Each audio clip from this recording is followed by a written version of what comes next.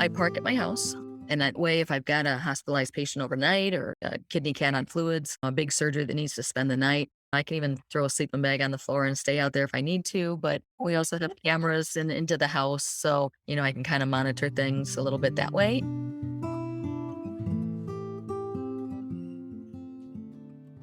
Hi, guys, and welcome to the House Call Vet Cafe podcast.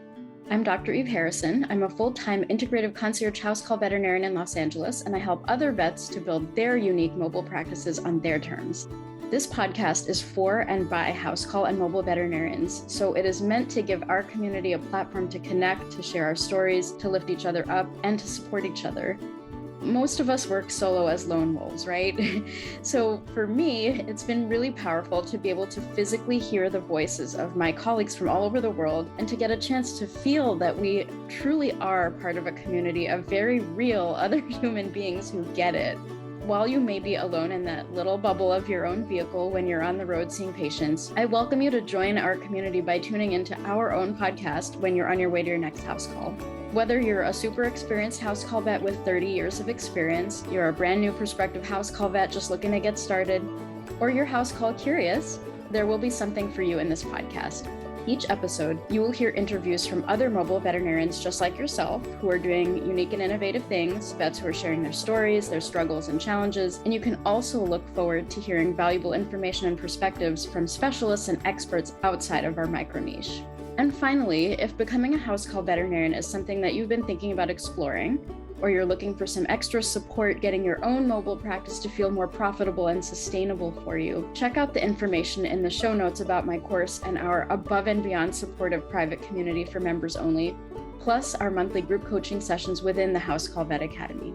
You can also check out my free public Facebook group, which is also called the House Call Vet Cafe, the same name as this podcast, and which is a warm and cozy community for mobile vets to support each other in professional and personal development, in creative entrepreneurship, and in friendship. So thank you guys for spending time with me today. Let's dive into the episode.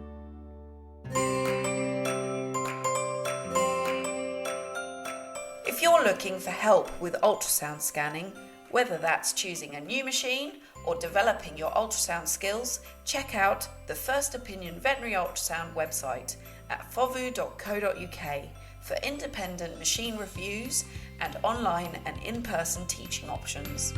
Fovu, simplifying ultrasound. All right, guys. So today we have a really special guest. It is Dr. Rotigel, who I've been really wanting to speak to for a long, long time because we've known each other on Facebook for ages, but haven't actually had a chance until now to have a actual conversation.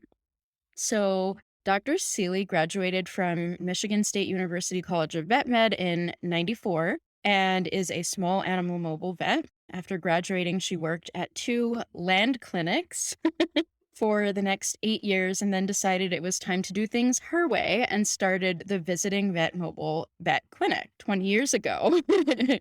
She opted to go mobile after fuming in her office, upset about some current clinic policies, and flipping through a vet magazine and seeing a LaBoit ad because it was an economical way to start a business and had a great client following that she had already. Seeley lives in the Southwest Michigan area with her wife, 4 cats, 1 dog, 8 chickens, 19 pond fish, 2 horses, and 2 mini donkeys. Oh my God. If she wasn't allergic to animals, she would have more. Seeley has a daughter who is already 22 years old and just graduating from college. So welcome, Dr. Seeley. I'm so glad you can join us today. I'm so glad to do this and get together with you. The house call conference this year was fantastic. And I think that's when I really kept hearing your name and you more. Thank you so much. I was really glad you were there and I'm appreciative of your support too. So I wanted to start out the episode with the question that I always start out with. What is your favorite snack to eat in the car or in your LaBoit, actually? My LaBoit truck driving down the road. Yeah. So my favorite snack by far is the Reese's peanut butter cups, preferably the Easter eggs or the Halloween, I think they're pumpkins because they have just the right ratio of peanut butter and chocolate. I try not to eat more than one of them a day. So That's fair. maybe 3 or 4 a week. I'm trying to cut back a little bit because I want to lose about 10 pounds. And so lately, There's my wife now. Hi. I see it Um, looking around the corner. yeah. Lately, I've been doing like little mixes of, homemade nuts and seeds and dried fruit and stuff like that, trying to just kind of get on a better, healthy kind of snack. Yeah, squirrel food. Exactly. Yeah. Oh, those sound delicious. I haven't had a Reese's peanut butter cup for ages, but like whenever I have one, I'm like, oh my, it's like a shock to the system. It's like, how is it so good? I know. I know. I keep them in my LaBoit refrigerator so they don't melt. In Michigan, today was like 80. So it's probably not as hot as where you are, but right out of the fridge, they're really good. Oh God, I can imagine like the perfect texture. Exactly. Michigan's an interesting place to practice. I want to hear about that later. Okay. Can you tell me a little bit more about how you became a house call vet and what your journey was like, aside from seeing that ad for the LaBoit in the magazine and kind of triggering things? How did things Yes. go? So first, I graduated in 94 and I got a job right away at a small animal practice. And the man who owned it was great. Staff was great. But about 6 years into it, he decided to sell out to a veterinary corporation. And it was the first clinic, as far as I know, in our area, Kalamazoo, Michigan, to be bought out by a veterinary corporation. Um, And that was back in 1999. And I was having my daughter right at that time. And he said, "Can you afford to buy it? I don't have any other options." Apparently, a drug rep slipped and told one of the techs, and nobody knew. He hadn't told anybody. So the word got out. It was my day off. He called and said, "Can I come over to your house tonight?" I'm like, "What did I do? Am I being fired?" What? So he never come over to me. So he explained that he had sold to a big veterinary corporation and that he had to stay on for a couple years at least. So anyway, I stayed for a year and I learned pretty quickly that corporate medicine was not for me. wow. Even back then. All right. Yeah, and I think maybe it was even worse back then. I don't know. I won't mention the company that bought the practice unless you want me to. We'll talk But about it afterwards. I am curious, but we'll talk about it after. talk about it afterwards. But for that first year, they raised prices 5 or 6 times. They started telling us what to sell and push versus what we weren't allowed to mention or sell. We had always told our clients like Interceptor and Frontline way back then, and they didn't pay the bill, so they couldn't get that. So they would buy for all their hospitals. And at that time, I think they only had 26 hospitals. Only 26 months. Only 26. Yeah, I think they have 50, 60, 70 at least by now. But there was one time when I was in surgery and we got a shut off notice, a call saying, "Your electricity bill is overdue. If you don't pay right away, we're shutting down the power." You've gotten 3 notices. Oh, So it just wasn't a way to practice. And they told the practice manager kind of gal, "Tell us when you get 3 notices and then we'll pay." And I don't know if it was because it was more startup or oh, what, but it was so frustrating. oh my God. And they would post a number at the back of the clinic, and that's what we were supposed to bill out for the day. Just that kind of stuff. And it wasn't for me. Oh, So I stayed for about a year and learned a lot. And then I went to another land clinic, or I guess you guys call it brick and mortar. And I stayed for about a year and it was a little frustrating. There was some things that I didn't agree with and that kind of thing. So one afternoon I was again flipping through a vet journal and I saw a ad for LaBoit. And I looked into it a little bit more. And then there was a used one for sale. I think it was in Virginia or West Virginia. So we drove down there, spent the day with the vet, looked at it. It was kind of a little beat up. So I decided it was probably a decent way to start my own practice because I couldn't afford $1 million practice without other partners or something. So I could set everything up and equipment and LaBoit at that time for maybe 300,000 versus $1 million plus clinic. So that's what I decided to do. And so May of, I think it was 2002, we started a mobile practice. And luckily I had a lot of clients that have been following me anyway. So many of them came along and I've been mobile I'm in my 21st year now. Yeah. congrats. That's amazing. Thank you. That's interesting to hear. In 2002, it was about 300K to start up. I think, Yeah. That was, like the clinic, and I don't remember the exact figures, but I think the clinic was maybe 130, 140, and then we added x-ray and added dental and added lab and laser surgery and laser therapy and just all the things over time. And then I have a pretty fully stocked pharmacy too. So, the heartworm, the flea and tick, the antibiotics and pain meds and things. So Yeah, so it sounds like you're doing really pretty much exactly what you could do in a clinic. You're really pretty involved in every level of veterinary care. Is that right? You're doing a lot of surgeries, dentals, and things like yeah, that? yeah, we do 4 or 5 surgeries a week typically, usually spay neuter and a lot of dental work.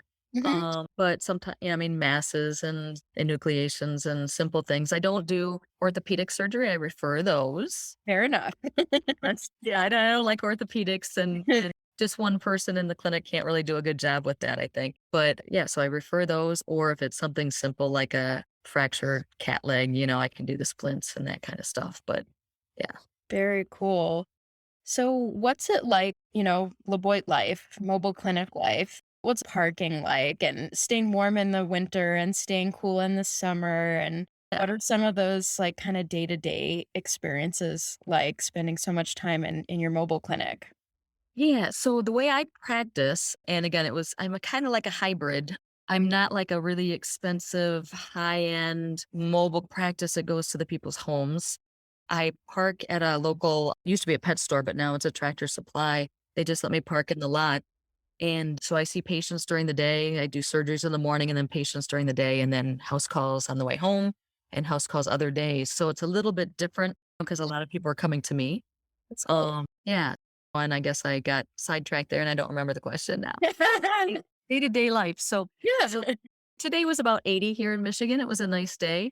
I did run the air conditioner this afternoon, but you have to run the generator to run the air conditioner because you need the more power and it can be a little loud. So I try not to do it if there's like a nervous cat or a nervous dog. I'll turn it all down. Okay. It's got fans, it's got heaters, it's got 2 heaters in it that are on electric, so they just run, when the generator's on or when you're plugged in, or, you can just run on the batteries for many hours just sitting there, so, Really? Okay.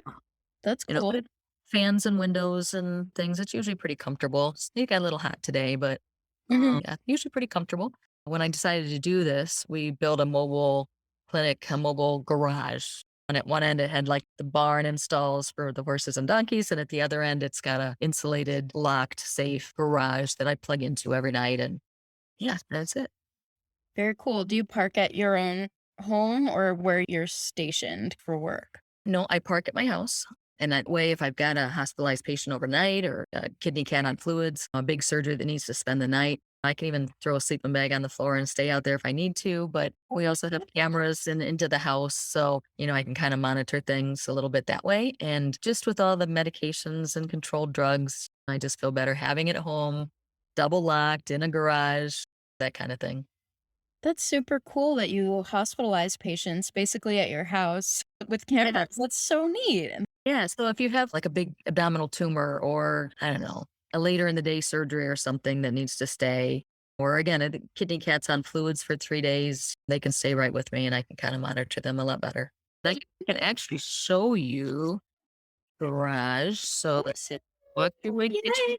We live between Battle Creek and Kalamazoo, Michigan, and I don't know if you can see the barn out there. I can see grass Let's see. Yeah, we'll and go out trees.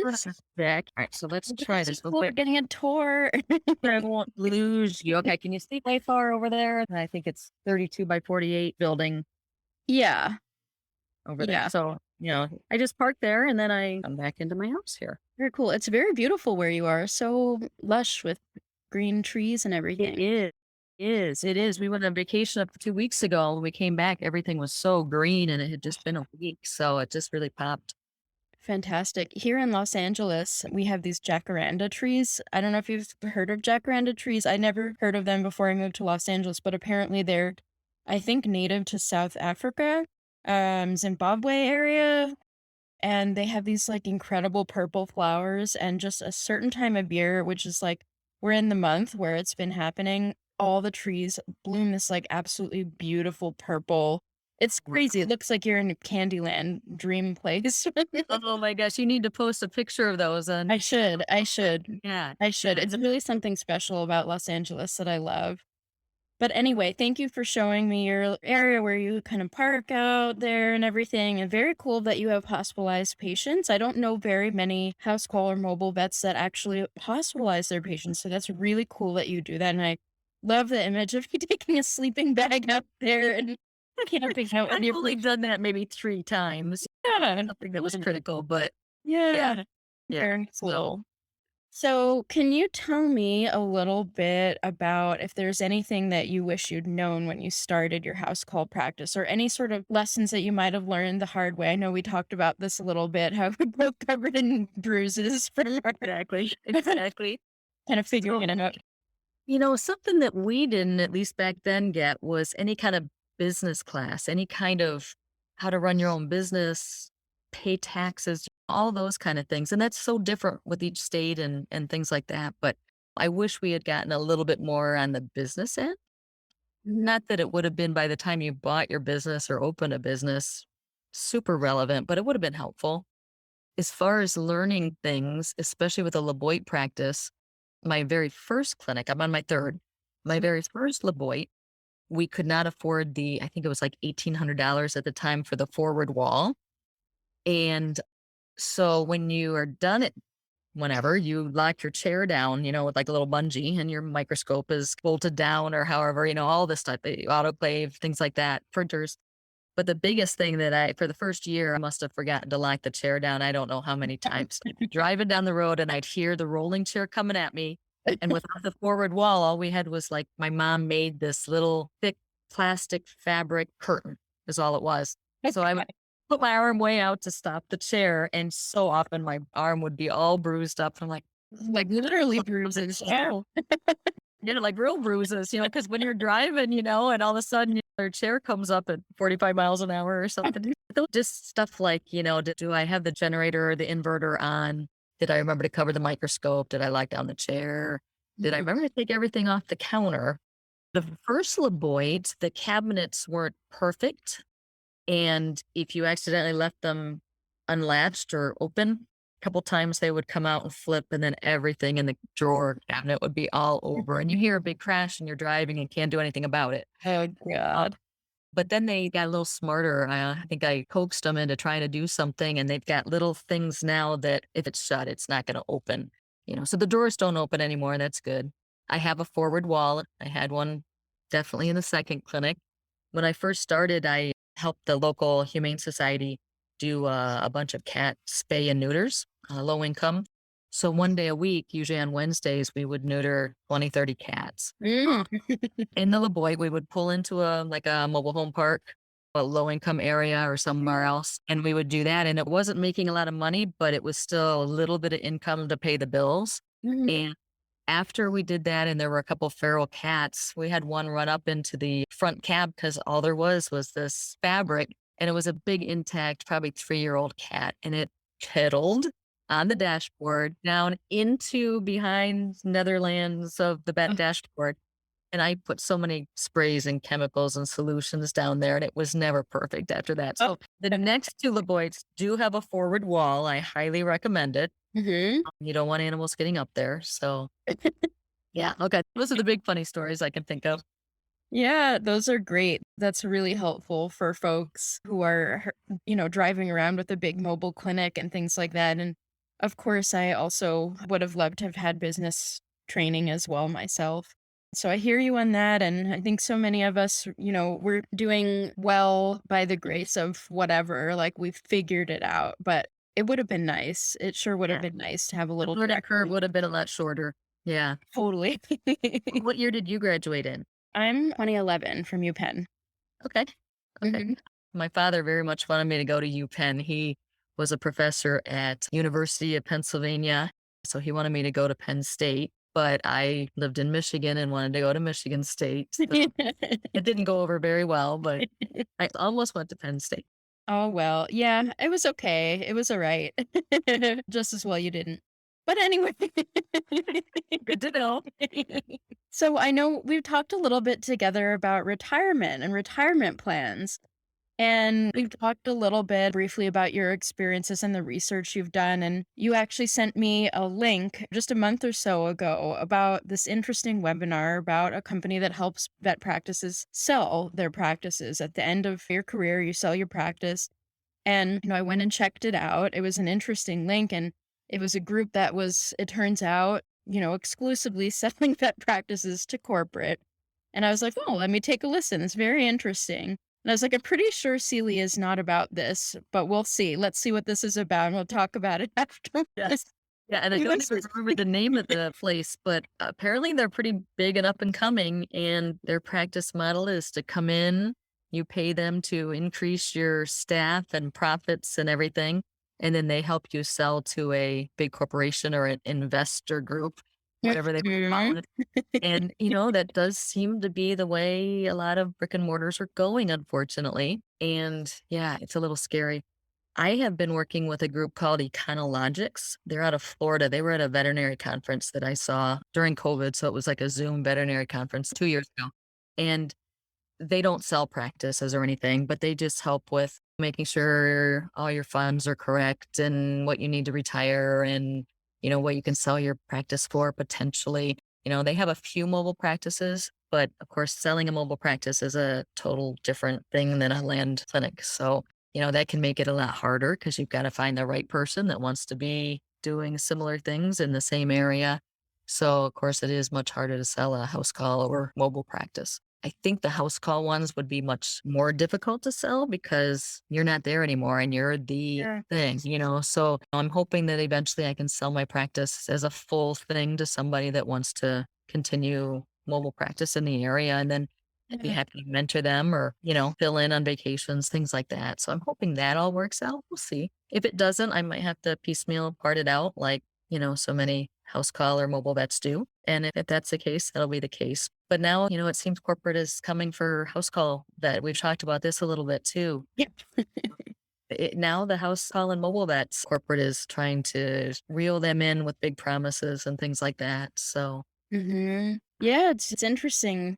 Like the corporate world is focusing in on the house call niche and trying to purchase practices. And it was interesting, even going back to that webinar that you showed me, what they were saying was, yeah, if you're a solo practice, it's very hard to sell. And so what we do is if you're a solo practice and you want to sell to corporate, we help you expand. We'll help you hire more people, hire more associates, more techs and more staff and things like that. So your practice is worth a lot more. And then when you sell, you can get a lot more for it. And my jaw hit the ground. I was like, "Whoa." So that's how it happens. yeah. So I think they had an example like the gentleman wanted to sell his practice for $5 million, something like that. And instead, by using this company and building up the staff and the net profits and everything, he was able to sell it for, I think he wanted 6, but he'd take 5 and he ended up getting 12 million or something like that. And even working with Econologics, they work with a lot of brick and mortars and help with the sale of them, but they don't really deal with corporate. But from what I understand, they help the owner get a good price if he or she sells to corporate. And the prices that they're doing is crazy. So Zach was telling me just a couple weeks ago that if a practice is worth, let's say, $2 million, corporations are coming in and offering 3 to 7 times or more what the practice is worth to get it into the corporate business model. Yeah. And so even if like a couple vet students were friends or spouses or something, it's going to make it really hard for small business owners, veterinarians to continue with that model. And I really think the future of veterinary medicine with corporations coming in, obviously getting discounted prices for so many hospitals. So they're making more money, but they're also jacking the prices up substantially and just all More those. purchasing power too. Exactly. It's hard for us independent vets to kinda keep up with that as well. Right. If I buy a box of Interceptor Plus, they're buying a million boxes and getting it at a much better price and then selling it for just as much or more than I am. And yeah, yeah. So I do worry about veterinary medicine in the future with everything going corporate. Oh boy, me too.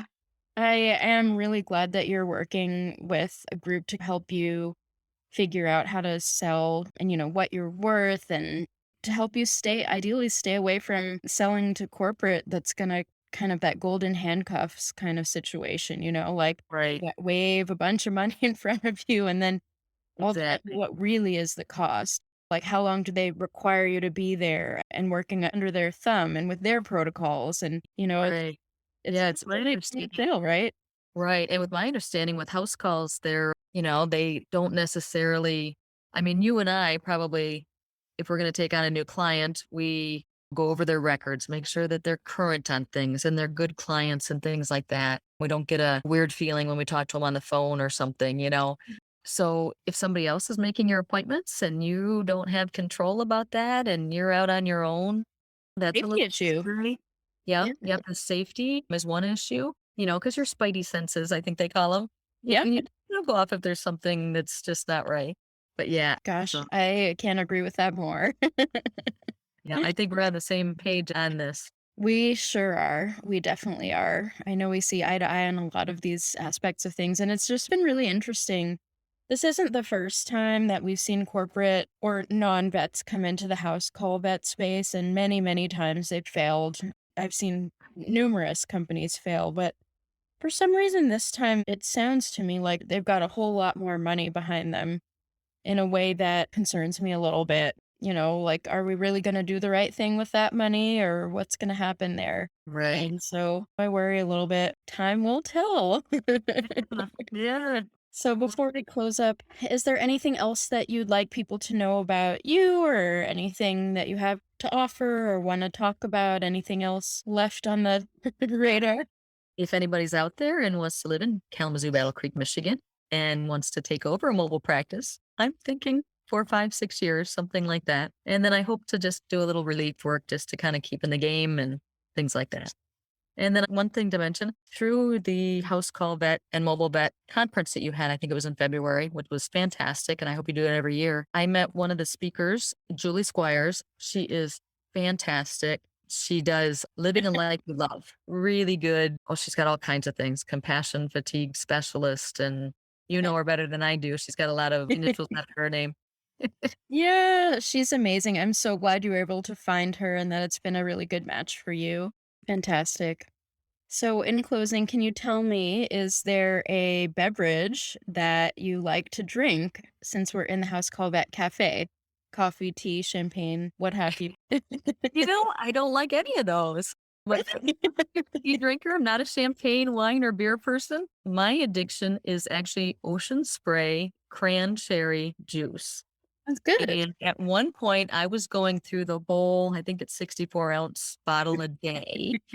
And I think that that was a little bit too much. So I am trying to only go through 2 bottles a week. Hey. And I'm trying to drink more water. Water is good. But the cranberry juice is so good and so addicting. Oh, that sounds absolutely delicious. I can tell you have a sweet tooth like I do. And yeah, I hear you on that. And I also hear you on the battle for getting on track with water drinking. That's Yeah. bad. And so, yeah, thank you so much for sharing your experiences and your thoughts with us today. And cheers with a nice big glass of cranberry. Sure, you need to go try some this weekend. I will. It's addicting. Fantastic. All right. Thank you so much. I can't wait to talk to you next time. Sounds great. And you have a great weekend. Same to you. All right. Bye. Thank you so much for listening to this episode of the House Call Vet Cafe. If you enjoyed this episode, then hit the subscribe or follow button on Apple Podcasts, Spotify, Google Podcasts, YouTube, or wherever you listen to podcasts so you never have to miss an episode. This podcast is made specifically for you, so don't be shy if you'd like to reach out and let me know your thoughts on this episode. You can find me on Instagram and Facebook as the House Call Vet Academy, where I also share more valuable content. If you're interested in learning more about consulting for House Call Vets or the House Call Vet Academy online course and community, please click on the link in the show notes. Have an amazing rest of your day, and I can't wait for you to join us for our next episode of the House Call Vet Cafe.